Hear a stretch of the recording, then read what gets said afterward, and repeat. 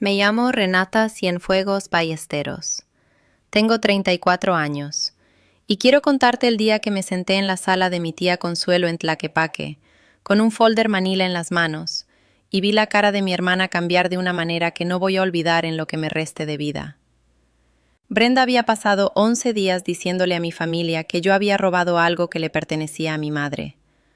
11 días de llamadas telefónicas y conversaciones en voz baja en quinceañeras y mensajes de WhatsApp cuidadosamente redactados que llegaron a primas con las que yo no había hablado en años. 11 días del silencio gentil y devastador de mi tía. Y Brenda estaba sentada frente a mí en el sillón floral de Consuelo, con las manos cruzadas en el regazo y el cabello perfectamente planchado, y la voz llena de esa tristeza particular que yo le había visto actuar toda la vida. La tristeza de alguien que está a punto de ser creída. Ella no sabía lo que traía en el folder. Yo sí. Te voy a contar todo. ¿Cómo llegamos a ese cuarto? ¿Qué tenía en la mano cuando llegué? ¿Y qué pasó cuando lo abrí? Pero primero tengo que llevarte hacia atrás, porque esta historia no empieza con un medallón. Empieza en una casa en Zapopan y en una familia que me enseñó muy temprano que la hija más tranquila del cuarto no siempre es la más amada. A veces es simplemente la que nadie está vigilando. Antes de seguir, si alguna vez te acusaron de algo, alguien que te conocía lo suficiente como para hacerlo creíble, ya entiendes algo de lo que te voy a contar. Y si esto ya te está cayendo en un lugar familiar, dale like al video, suscríbete para que no te pierdas ninguna parte de esto.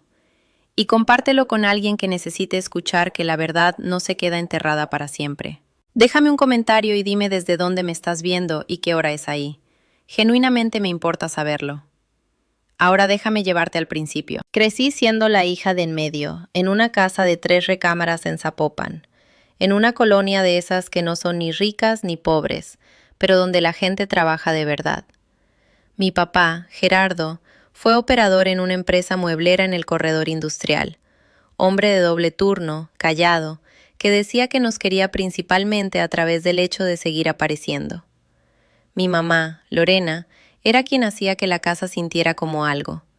Tenía fotografías en todas las superficies, cocinaba de memoria, y tenía la costumbre de ponerle nombre a las cosas, a sus plantas, a su taza favorita de Talavera, y al medallón tallado en concha nácar que había pertenecido a su madre y a la madre de su madre antes que a ella.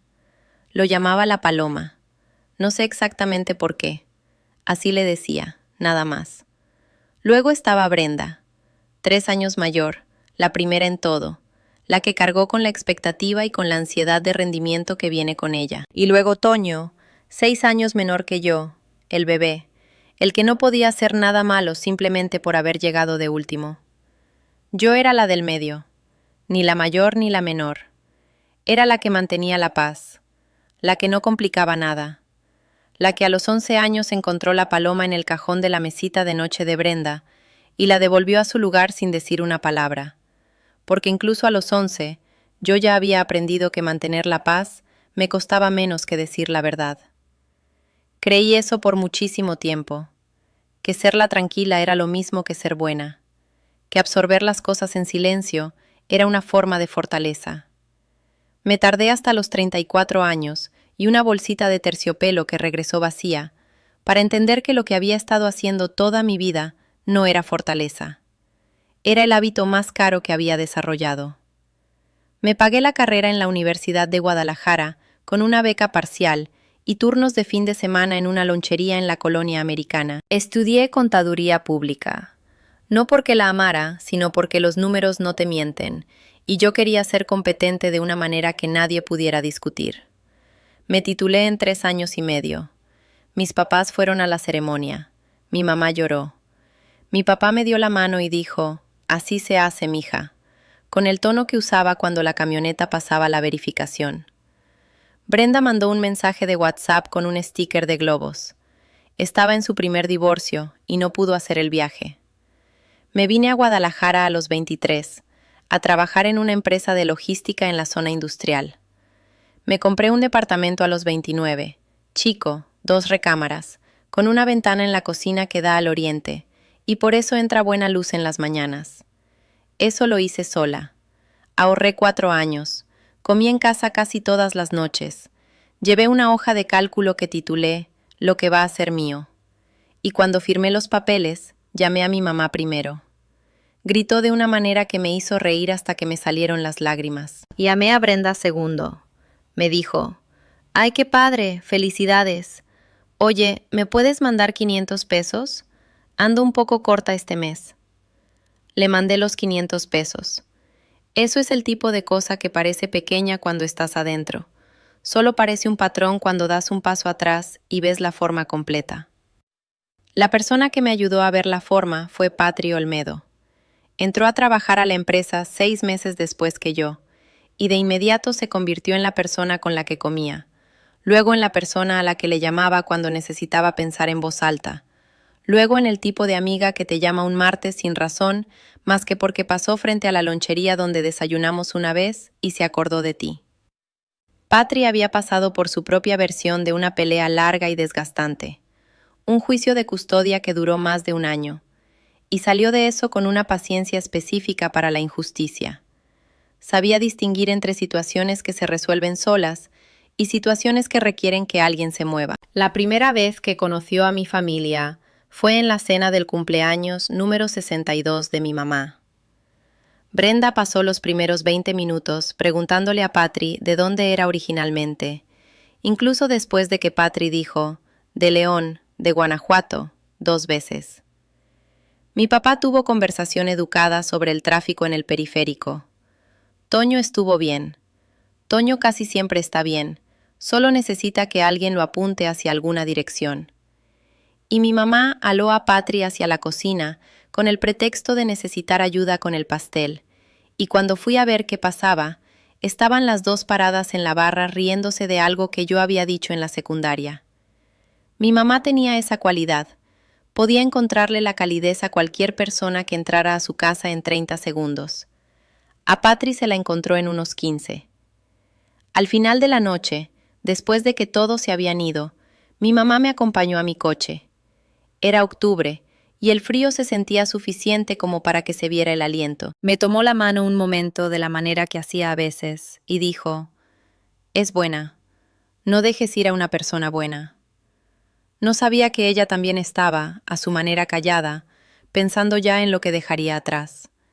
En quién podía confiar para sostener ciertas cosas. Mi mamá era así, siempre pensando más adelante de lo que cualquiera le daba crédito. Le dio un derrame cerebral un martes de febrero, sin despedida larga, sin oportunidad de decir las cosas específicas que llevaba años postergando.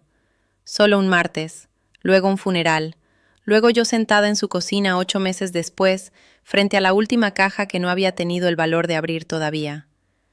La caja olía a ella, a cedro y a crema Nivea, y a algo por debajo que no tiene nombre, el olor específico de una persona que ya no está, y que de alguna manera sigue en el cuarto. La revisé con cuidado. Tarjetas de cumpleaños que había guardado. Una fotografía de mi abuela a los 22, parada frente a un coche que no reconocí. 2 anillos. Y al fondo, una pequeña bolsita de terciopelo. Plana, vacía. La sostuve con las 2 manos por un buen rato. Luego revolví la casa de arriba a abajo. Luego llamé a Toño, que no sabía nada. Luego llamé a Brenda, que me dijo, antes de que yo hubiera terminado de preguntar, que ella no la tenía. Y luego dijo algo que se me quedó clavado en el pecho como astilla. ¿Estás segura de que no te la llevaste tú cuando viniste en marzo? Yo nunca estuve sola en esa casa en marzo. Tenía comprobantes, capturas de pantalla, cadenas de mensajes, una foto que le tomé a la ventana de la cocina de mi mamá. Sé exactamente dónde estuve y cuándo. Así funciona mi cabeza. Documento sin pensarlo, como hay gente que garabatea en los márgenes de las hojas. Pero Brenda sabía algo que yo había pasado toda mi vida demostrándole a los demás, que yo era la responsable, la tranquila, la que tiene los registros y sostiene todo y no causa problemas. Sabía exactamente a qué puerta tocar si necesitaba que la acusación fuera creíble. Y quiero preguntarte algo ahorita. ¿Alguna vez alguien usó tu propia confiabilidad en tu contra? ¿Usó el hecho de que eres en quien confían para convertirte en la sospechosa más lógica? Déjame eso en los comentarios. Porque creo que muchas de nosotras hemos sido exactamente ese tipo de blanco, y no tuvimos lenguaje para nombrarlo hasta mucho después. Leo todos y cada uno. 2 días después de esa llamada, me habló mi tía Consuelo. Su voz era cuidadosa y gentil y devastadora. No te estoy diciendo que lo tomaste con mala intención, me dijo. Quizás lo agarraste sin darte cuenta. Le dije que yo no había tenido la paloma en mis manos en toda mi vida adulta. El silencio al otro lado de esa llamada no fue una pausa, fue un veredicto. Me quedé sentada en mi coche en el estacionamiento detrás de mi oficina, no sé cuánto tiempo exactamente. El tiempo suficiente para que el calefactor que había prendido antes de colgar se enfriara completamente y el aliento empezara a verse otra vez. Traía el celular en el regazo y estaba mirando fijamente la barda de contención que tenía enfrente, que tenía una grieta diagonal que nunca había notado antes, aunque llevaba 4 años estacionándome en ese mismo lugar casi todos los días de trabajo. Eso hace el shock. Te hace notar las cosas equivocadas. Llamé a Patri. Contestó al primer tono. ¿Qué es lo que hace cuando puede intuir por la forma en que he estado mandando mensajes que algo se está acumulando? Yo todavía no había dicho lo que Consuelo me había dicho cuando Patri hizo un sonido, no una palabra, un sonido, que me dijo que ya entendía la forma de lo que estaba pasando. Le conté todo, la bolsita vacía, la pregunta de Brenda sobre marzo, la llamada cuidadosa, gentil y catastrófica de Consuelo. Patri se quedó callada exactamente 3 segundos. Lo sé porque los conté. Luego dijo, dime exactamente qué sabes, no lo que sientes, lo que sabes. Entonces le dije lo que sabía. El medallón estaba documentado en una foto que mi mamá había subido a Facebook el 14 de enero. Un close-up que le tomó en la barra de la cocina porque dijo que la paloma se veía preciosa con la luz de enero. El recorrido del patrimonio familiar fue el 3 de marzo con el notario presente durante todo el proceso. El medallón no estaba en el joyero durante ese recorrido. Lo habían inventariado pieza por pieza, y yo tenía las notas del notario en mi correo para confirmarlo. Brenda había estado sola en la casa el 22 de febrero, 4 días después del funeral, para recoger cosas personales. Le había mandado un mensaje de WhatsApp a Toño con una lista de lo que planeaba llevarse: los cobertores de invierno del closet del pasillo, el comal de hierro, una foto enmarcada de la sala. El medallón no estaba en su lista.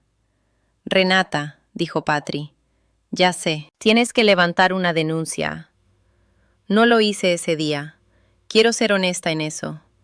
Pasé 4 días más tratando de resolverlo dentro de la familia primero, mandando un mensaje al grupo de WhatsApp, preguntando si alguien había movido la paloma por seguridad, llamando a Toño 2 veces, redactando un mensaje para Brenda que reescribí 7 veces y nunca mandé. Cada versión estaba muy suave o muy agresiva, y ninguna decía lo que yo realmente quería decir, que era, sé lo que hiciste, y necesito que digas la verdad antes de que esto se convierta en algo que no pueda deshacerse. Seguía haciendo lo que siempre había hecho, administrando la temperatura de un cuarto del que yo estaba parada afuera, protegiendo una paz que nunca me había protegido a mí.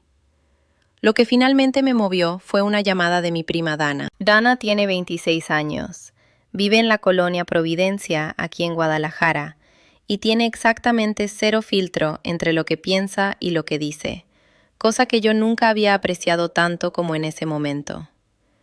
Me contó que Brenda había estado hablando, que en la comida del cumpleaños de una amiga de mi abuela el fin de semana anterior, Brenda le había dicho a 3 personas, 3 personas separadas que conocen a toda la familia, que estaba preocupada por mí, que manejar el patrimonio de mi mamá quizás había sido demasiado para mí, que yo siempre había sido un poco agarrada con las cosas de mi madre, que nadie quería decirlo, pero la paloma no había salido sola de esa casa.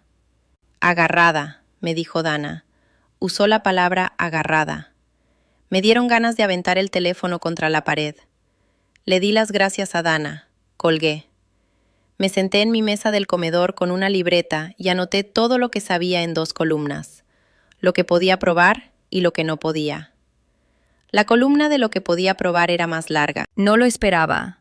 Había pasado tantos años en esta familia, siendo la que absorbía las cosas en silencio, que me había olvidado de que también era la que guardaba los registros. Llamé a la línea no urgente de la fiscalía a la mañana siguiente. El oficial que levantó mi denuncia se llamaba Sandoval.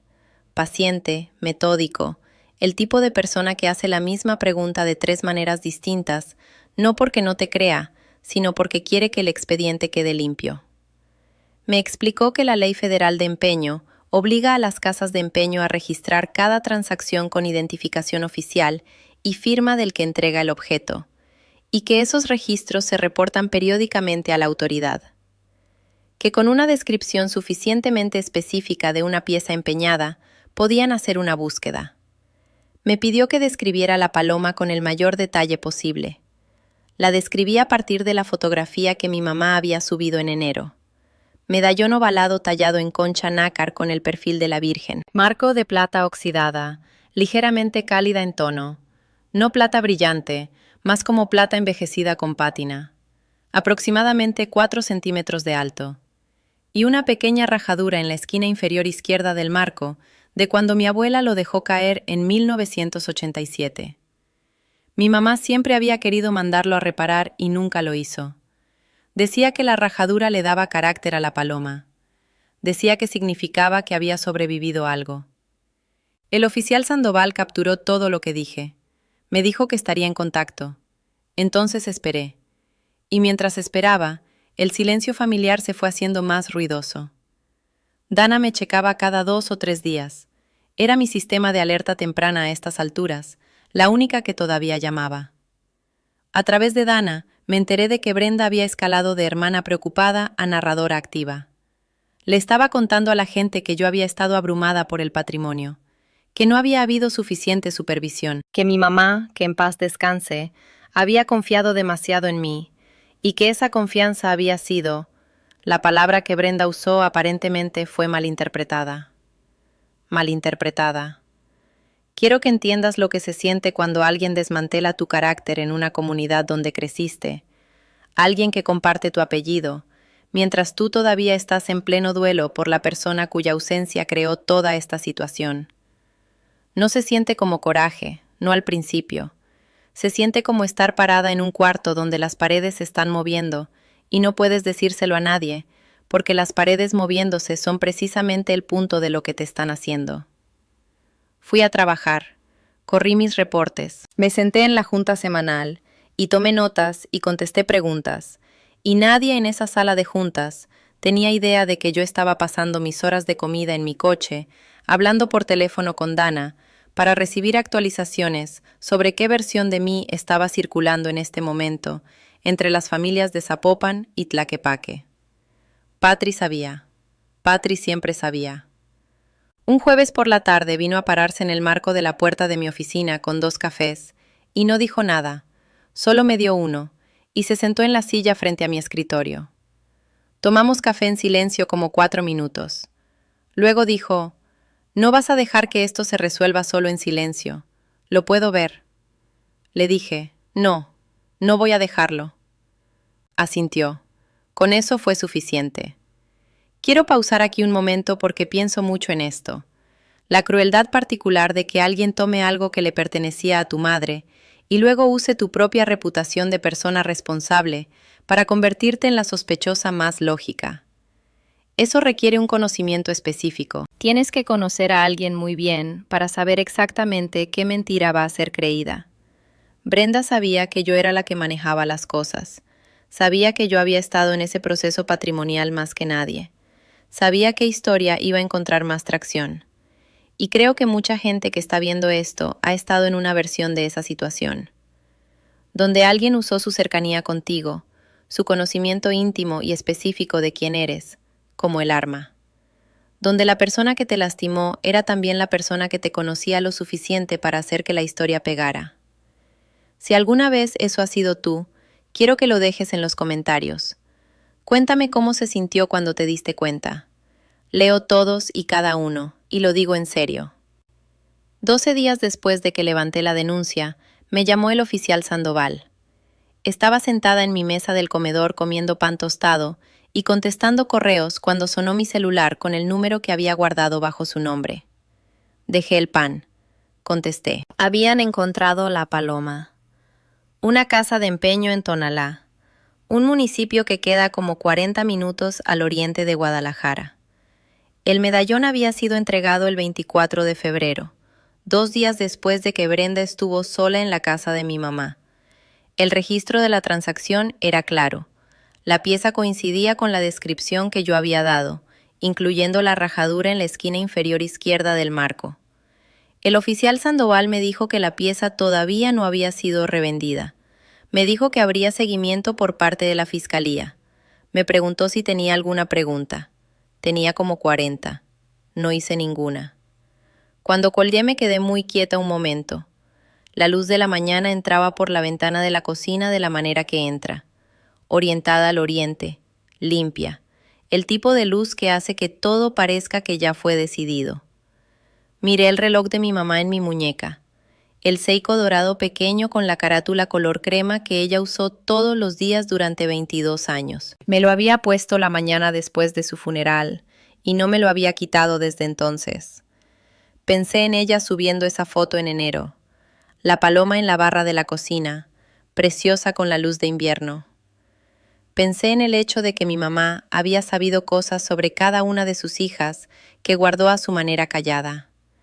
Y pensé en cómo me había dicho, específicamente, cuidadosamente, solo nosotras dos paradas en la cocina un domingo como 2 años antes de que muriera, que la paloma era para mí. No para Brenda, para mí. No sé si Brenda lo sabía. Creo que sí. Creo que esa puede ser la parte de esto con la que me voy a quedar sentada más tiempo. Agarré el celular y llamé a Patri. Contestó al primer tono. Le dije, «La encontraron». Me dijo, «Te conozco. Ya sabes lo que tienes que hacer». Tenía razón. Ya lo sabía. Lo había sabido desde el momento en que Consuelo se quedó en silencio al otro lado del teléfono. Solo necesitaba que los comprobantes alcanzaran lo que yo ya entendía. Saqué una libreta. Empecé a hacer una lista. La lista que hice esa noche no era emocional. Ese era el punto. Había pasado 11 días sintiendo cosas. El shock hueco de la bolsita vacía, el peso específico del silencio de Consuelo, la náusea de bajo grado de escuchar de segunda mano lo que Brenda estaba diciendo de mí en las comidas familiares. Y sentir las cosas no había movido la situación ni un centímetro.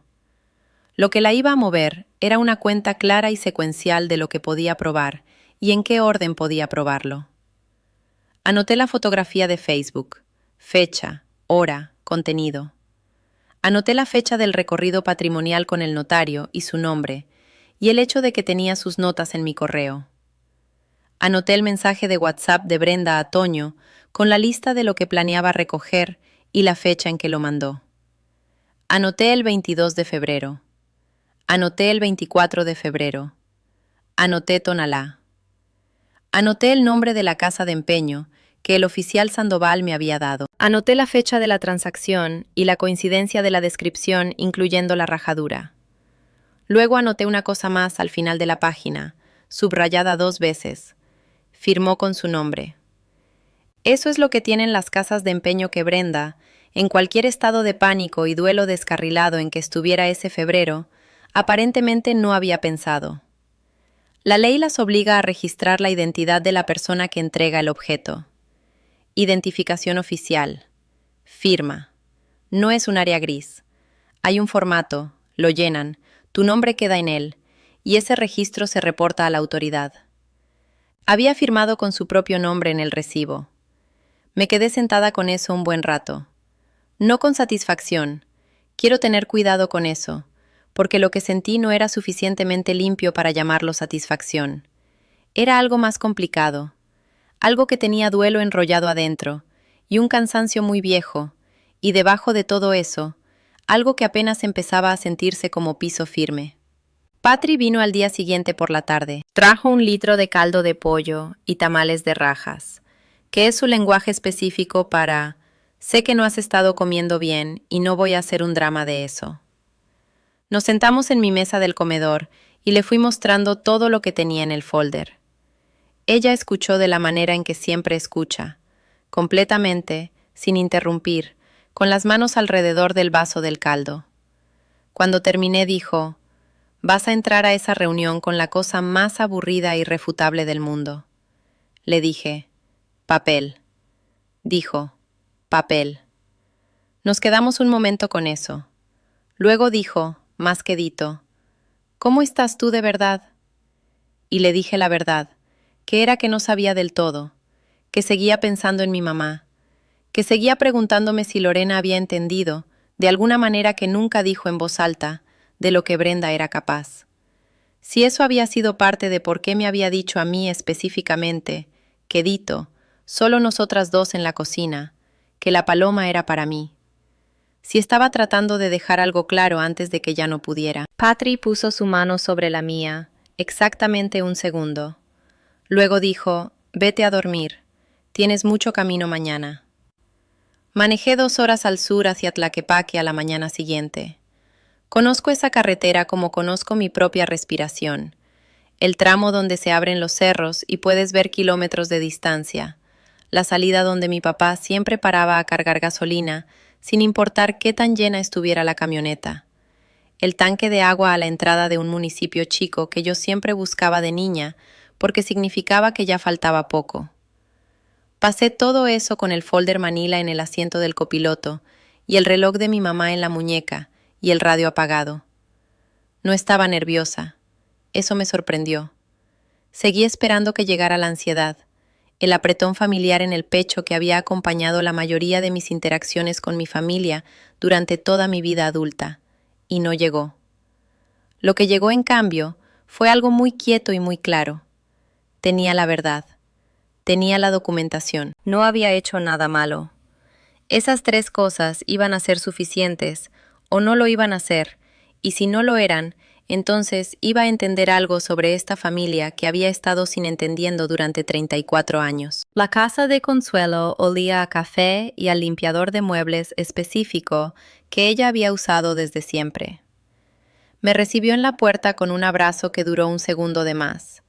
El tipo de abrazo que también es una disculpa, y lo dejé sin decir nada. La sala había sido acomodada. Esa es la única palabra. Sillas en círculo, una caja de Kleenex en la mesita de centro, la energía específica de personas que han estado esperando y han tenido tiempo de decidir qué creen antes de que llegue la otra parte. Brenda ya estaba ahí, en el vestido cruzado color vino que era una temporada muy ligero para el clima de noviembre, la bolsa cruzada apretada contra las costillas. Toño estaba sentado con los brazos cruzados y la mandíbula apretada, y los ojos en algún punto del piso. 2 primas que casi no veía estaban en el sofá chico. Consuelo tomó la silla más cerca de la puerta. Brenda abrió. Por supuesto que abrió. Había estado ensayando. Dijo que no había querido que llegáramos a esto. Dijo que me quería y que esto era doloroso para toda la familia. Dijo que sabía que todas estábamos de duelo y que el duelo le hacía cosas extrañas a la gente y que ella solo necesitaba que fuéramos honestas entre nosotras. Dijo que el medallón había significado todo para su mamá. Dijo que estaba desaparecido. Dijo que creía que todas sabíamos quién había tenido el mayor acceso, la mayor oportunidad, y que no estaba diciendo que yo lo hubiera hecho con mala intención. Quizás yo solo había... Brenda. Mi propia voz me sorprendió. No fuerte, no dura, simplemente presente. La manera en que hablas cuando has decidido que algo va a ser dicho. Levanté una denuncia ante la fiscalía hace 12 días, dije. Describí el medallón con detalle.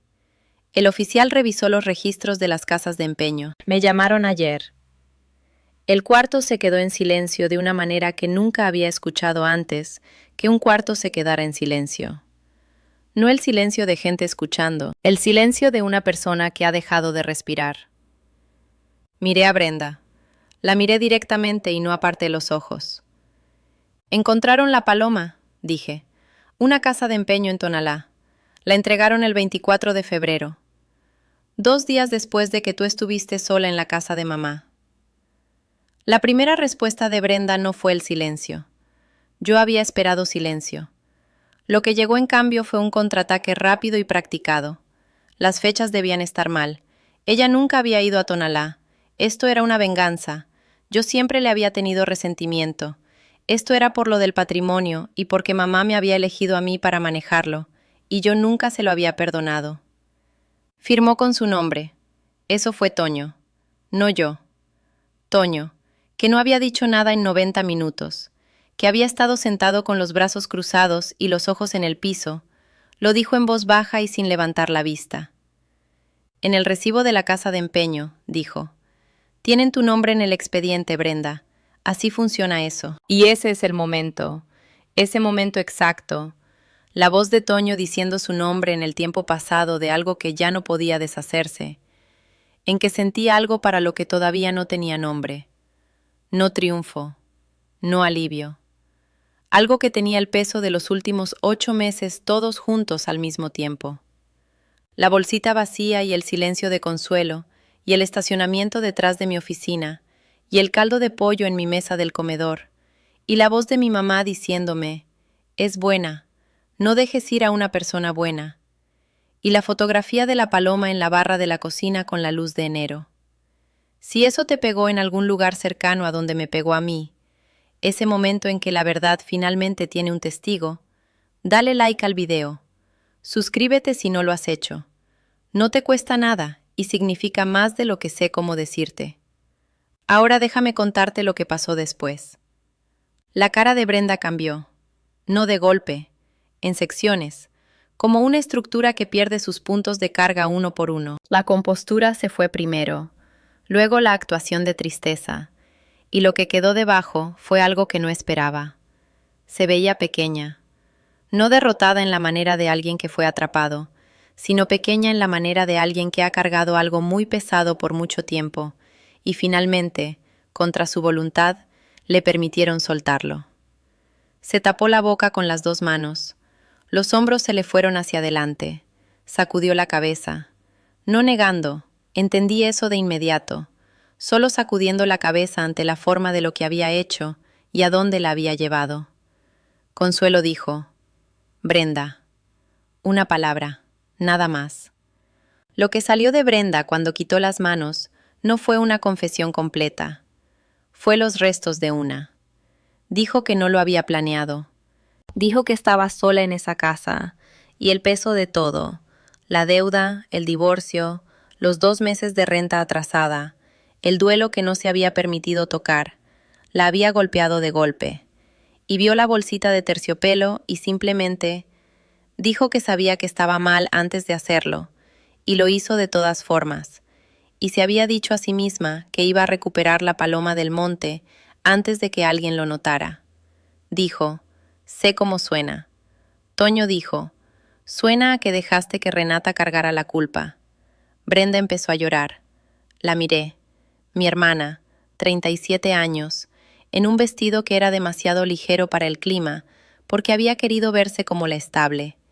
Y vi algo que no me había permitido ver claramente en mucho tiempo. Vi cuánto le había costado ser la mayor. Ser la primera en el cuarto. La que recibió la expectativa y la falló, una y otra vez, de maneras que se fueron acumulando hasta que la deuda se sintió imposible de pagar. Vi a la mujer que rompió un compromiso porque no amaba al hombre y pasó el resto de su vida adulta sintiendo que había gastado en ese momento toda la buena voluntad que la familia le tenía reservada. La entendí, no lo que había hecho, a ella. Y esa comprensión me costó algo. Todavía no sé exactamente qué. Me levanté, agarré el folder Manila. Dije, quiero que me devuelvan la paloma, ni una palabra más. Salí de la sala de Consuelo, por la puerta principal que todavía olía al limpiador de muebles, y al aire frío de noviembre en Tlaquepaque. El medallón regresó 11 días después. La casa de empeño en Tonalá no había revendido la paloma todavía.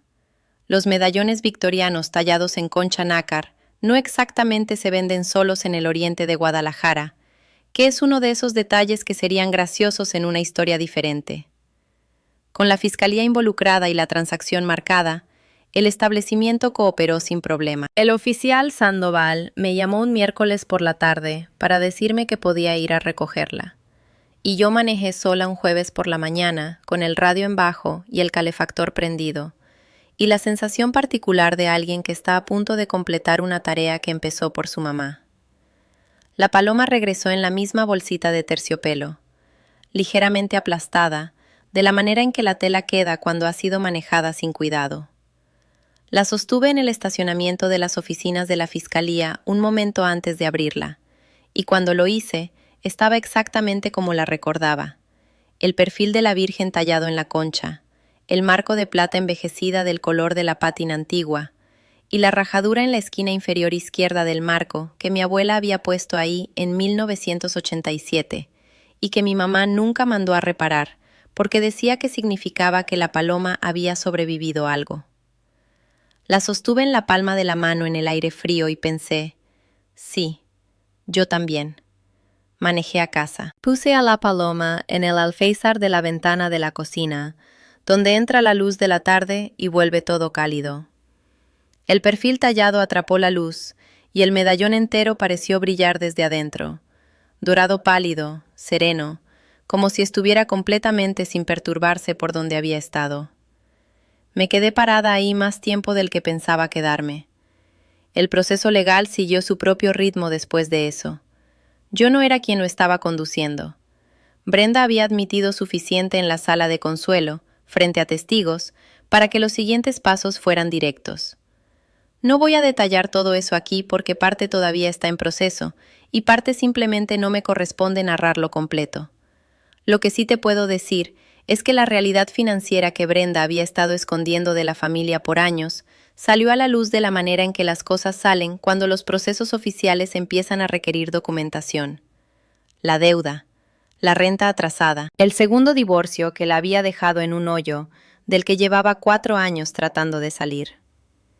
Personas en nuestra familia que habían estado viendo a Brenda actuar estabilidad durante años se enteraron de que había sido una actuación. No por mí, por la situación misma. Dana me llamó unas semanas después con la actualización que yo no había pedido, pero que no me sorprendió recibir. Me dijo que la familia estaba, su palabra fue, recapacitando. Me dijo que Consuelo le había dicho a alguien en la misa del domingo que ojalá hubiera hablado antes, y que quien fuera que Consuelo le dijo, se lo había dicho a alguien más, que es como viaja la información en las comunidades familiares mexicanas, no en línea recta, sino en la expansión lenta y minuciosa del agua encontrando cada grieta disponible. No sentí satisfacción cuando Dana me contó eso. Quiero ser honesta en eso también. Lo que sentí fue algo más parecido a una exhalación muy larga. El alivio específico de soltar un aire que has estado reteniendo tanto tiempo que ya no sabías que lo traías en el pecho. Toño me llamó esa misma semana. No dijo mucho. Toño rara vez dice mucho. Dijo, debí haber dicho algo antes. Desde que Brenda empezó debí haber dicho algo. Le dije, sí. Dijo, perdóname, Rena. Le dije, ya sé. Con eso fue suficiente. Toño y yo siempre nos hemos comunicado en taquigrafía, en la compresión específica de hermanos que crecieron en una casa donde demasiado quedó sin decirse, y aprendieron a decir mucho con muy pocas palabras. No me ofreció excusas y yo no las pedí. Nos quedamos en el teléfono 20 minutos más hablando de cosas sin importancia. Sus hijos, mi ventana de la cocina, si el caldo de la fonda de enfrente de su trabajo había cambiado la receta. Y cuando colgamos, sentí el calor particular de algo que había estado ligeramente torcido volviendo a su forma original. Consuelo llegó una semana después de Toño. No fue una llamada, manejó a Guadalajara. Tocó a mi puerta un sábado por la mañana y estaba parada en mi entrada con un recipiente de caldo y la expresión de una mujer que fue maestra de primaria durante 30 años y sabe exactamente cuándo se equivocó en algo. La dejé pasar. Se sentó en mi mesa del comedor. Miró a la paloma en el alféizar de la ventana un momento largo sin decir nada. Luego me miró a mí y dijo, «Cuando me dijiste que no la habías tomado, Debí haber dicho que te creía. No lo dije y debí haberlo dicho. Eso es lo que me sigue pesando. Le dije, lo sé. Dijo, te lo estoy diciendo ahora. Te creo. Debí haberlo dicho entonces. Le serví café. Nos quedamos 2 horas. Me contó de la última vez que había visto a mi mamá, 2 fines de semana antes del derrame. Cómo Lorena había parecido cansada pero tranquila, de la manera en que algunas personas se ven cuando han hecho las paces con algo que no le han contado a nadie. Consuelo dijo que creía que mi mamá sabía, de la manera en que ciertas personas simplemente saben las cosas, que le estaba quedando poco tiempo, y que había usado el tiempo que le quedaba para dejar ciertas cosas claras. Pensé en la cocina, 2 años antes, la mano de mi mamá sobre la mía. La paloma es para ti. Pensé en cómo mi mamá nunca hacía nada sin intención.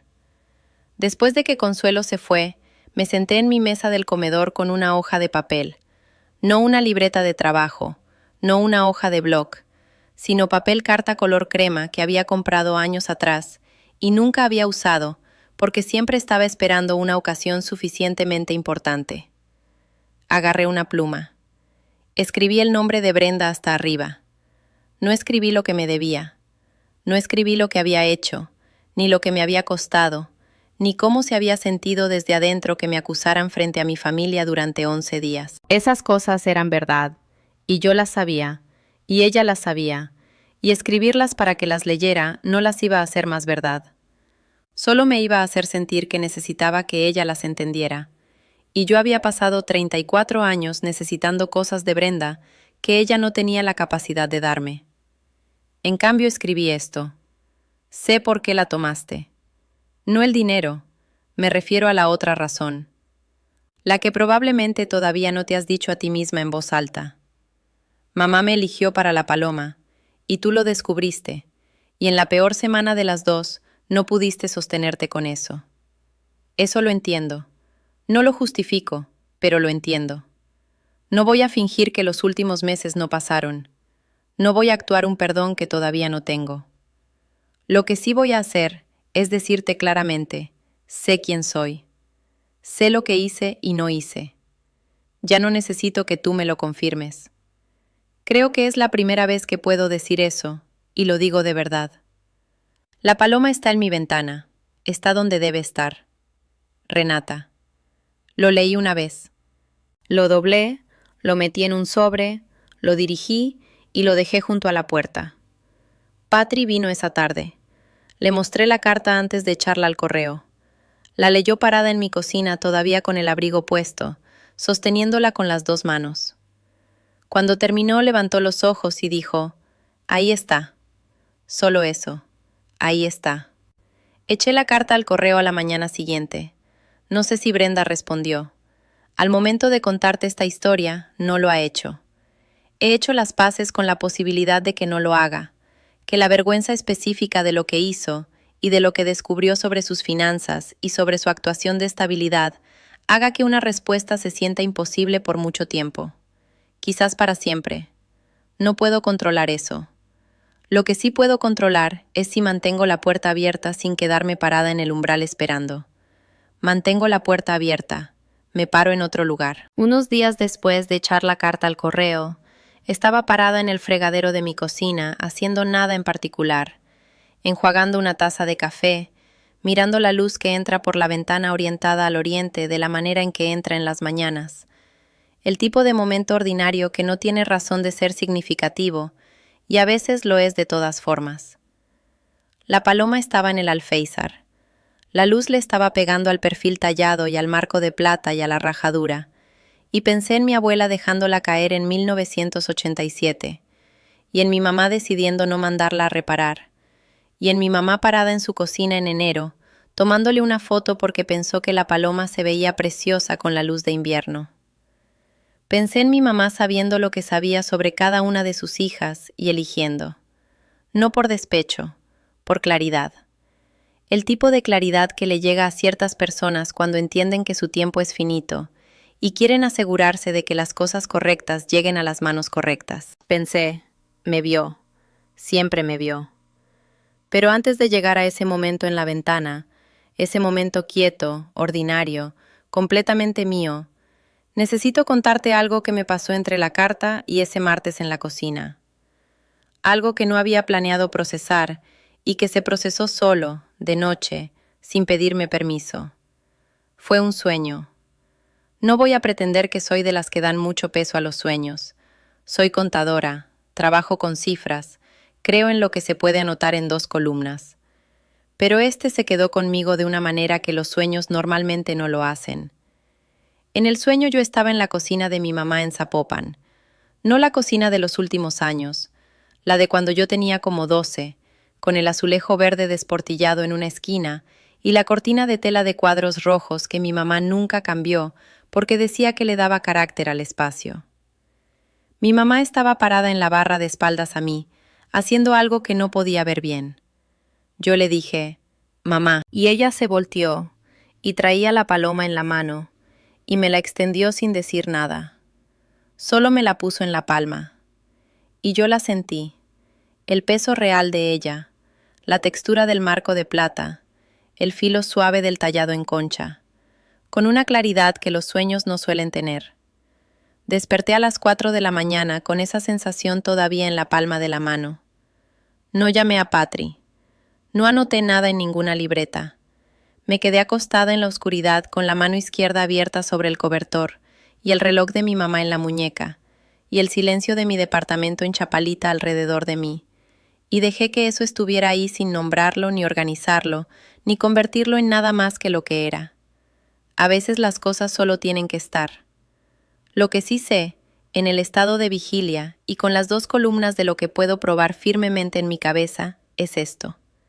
Mi mamá tomó una decisión. La tomó en algún momento antes de ese martes de febrero, probablemente antes de que supiera con certeza que le quedaba poco tiempo, aunque quizás lo intuía. Eligió a una de sus hijas para el medallón de su madre y de la madre de su madre, y la que eligió fui yo. Puedo conjeturar sobre por qué. Puedo imaginar que vio en mí a la persona que iba a sostener la cosa con cuidado, que vio en Brenda a alguien que necesitaba lo que el medallón representaba más de lo que podía sostenerlo, que vio algo que ninguna de sus 2 hijas había terminado de ver sobre sí mismas todavía. Pero la verdad es que no lo sé con certeza, y hay algo en no saberlo con certeza que, sorprendentemente, no me molesta. Mi mamá tenía derecho a sus razones. Las guardó de la manera en que guardaba las cosas importantes, con cuidado, sin hacer escándalo, dejando que las decisiones hablaran por sí mismas cuando llegara el momento. El momento llegó, las decisiones hablaron. Lo que sí cambió en mí, y esto es lo que quiero que te lleves de esta historia si te llevas algo, no fue el recuperar la paloma. Eso importó, claro que importó. Pero lo que cambió de verdad fue algo anterior a eso. Fue el momento en el estacionamiento de mi oficina, después de la llamada de Consuelo, cuando me quedé sentada en el frío mirando una grieta en la barda que nunca había notado. Fue cuando llamé a Patri y en lugar de decirle, «Estoy bien, ya se va a arreglar», le dije la verdad. Fue cuando abrí la libreta y escribí las 2 columnas. Fue cuando levanté la denuncia sabiendo que hacerlo iba a mover cosas que no tendrían reversa. Cada uno de esos momentos fue una versión pequeña de la misma decisión. Dejar de absorber en silencio y usar la verdad como acción, no solo como valor interno. Eso es lo que cambió. Y ese cambio no requirió que nadie me lo validara. No requirió que Brenda respondiera a la carta. No requirió que Consuelo dijera exactamente las palabras correctas o que Toño se disculpara de la manera perfecta. Ocurrió en mí, antes de que cualquiera de esas cosas pasara, en un estacionamiento frío con el aliento visible y el teléfono en el regazo. Me llamo Renata Cienfuegos Ballesteros. Tengo 34 años. Y sé ahora, finalmente, de una manera que no necesita que nadie más la confirme, que serla tranquila y serla invisible no son lo mismo. Mi mamá sabía la diferencia. Se aseguró de que yo también la supiera. Pero quiero pausar aquí porque hay algo que no he dicho todavía y creo que necesita ser dicho. Durante esos 11 días, los 11 días entre la llamada de Brenda sobre marzo y el momento en que abrí el folder en la sala de Consuelo, Hubo momentos en que dudé de mí misma. No de si había tomado el medallón, eso lo sabía con certeza absoluta, sino de algo más profundo y más difícil de nombrar. Dudé de si mi versión de los hechos era tan confiable como yo creía. Dudé de si mi memoria de la cocina de mi mamá en marzo era exacta. Dudé, en las 3 de la mañana de uno de esos días, si había alguna posibilidad, por pequeña que fuera, de que yo hubiera hecho algo que no recordaba haber hecho. Eso es lo que hace una acusación bien construida. No necesita que la crean completamente. Solo necesita plantar suficiente incertidumbre para que la persona acusada empiece a interrogarse a sí misma. Y Brenda me conocía lo suficiente como para saber que yo era el tipo de persona que se interroga, que me tomo la responsabilidad en serio, que si existe aunque sea una posibilidad de que haya hecho algo mal, lo voy a examinar sin piedad. Usó eso. Usó mi propio sentido de responsabilidad como palanca. Y yo quiero decirte eso directamente, porque creo que mucha gente que está viendo esto ha pasado por una versión de esa noche de las 3 de la mañana, donde la acusación viene de alguien que te conoce bien, y precisamente porque te conoce bien, sabe exactamente cómo construirla para que duela en el lugar donde ya tienes una grieta. Donde la duda no viene de afuera, sino de adentro. Donde te preguntas no si eres inocente, sino si eres tan buena persona como creías ser. Quiero que sepas que esa duda no es evidencia de culpa, es evidencia de conciencia. Las personas que realmente hacen las cosas que les acusan raramente se interrogan de esa manera. La interrogación es el síntoma de alguien que se toma la verdad en serio. Y tomarse la verdad en serio fue exactamente lo que me salvó. Las 2 columnas en la libreta, los registros que guardé sin saber que los iba a necesitar, la denuncia que levanté cuando todavía no sabía si iba a llevar a algún lado. Todo eso fue el resultado de ser alguien que se toma la verdad en serio. No lo cambiaría. Hay una última cosa que quiero contarte. Unas semanas después de que Consuelo vino a Guadalajara, después de que Toño llamó, después de que eché la carta al correo, me llegó un paquete, sin remitente en el sobre exterior. La letra no la reconocí, o me convencí de que no la reconocía, que no es exactamente lo mismo. Adentro había una sola hoja de papel doblada en 3. No tenía encabezado ni firma. Decía: sé que no sirve de nada a estas alturas, pero lo sabía antes de hacerlo, y lo hice de todas formas, y eso es lo que no sé cómo cargar. Espero que ella esté donde debe estar. Eso fue todo. Me quedé sentada con esa hoja un momento largo. Luego la doblé exactamente como había llegado y la guardé en el cajón de mi buró, debajo del cuaderno donde anoto las cosas que quiero recordar. No sé qué voy a hacer con ella eventualmente. Por ahora solo necesita estar guardada en algún lugar donde yo sepa que existe. El perdón, descubrí, no es un interruptor que se enciende. Es algo que se mueve a su propio ritmo, en su propio tiempo, completamente ajeno a si la otra persona lo merece, o lo pidió de la manera correcta, o lo pidió en absoluto. Yo no tengo todavía el perdón completo de Brenda. Lo que sí tengo es la capacidad de sostener lo que pasó sin que me defina. Eso tuvo que ser suficiente por ahora, y resulta que sí es suficiente. La paloma sigue en el alféizar de mi ventana. Cada mañana la luz la encuentra. Cada mañana brilla. Y yo me quedo parada ahí un momento, con la taza de café en la mano y el reloj de mi mamá en la muñeca, y pienso en ella parada en su cocina en enero tomándole esa foto, porque pensó que el medallón se veía precioso con la luz de invierno. Pienso en que esa foto fue la que le dio al oficial Sandoval la descripción que necesitaba. Pienso en que mi mamá, sin saberlo, o quizás sabiéndolo a su manera, dejó el camino marcado.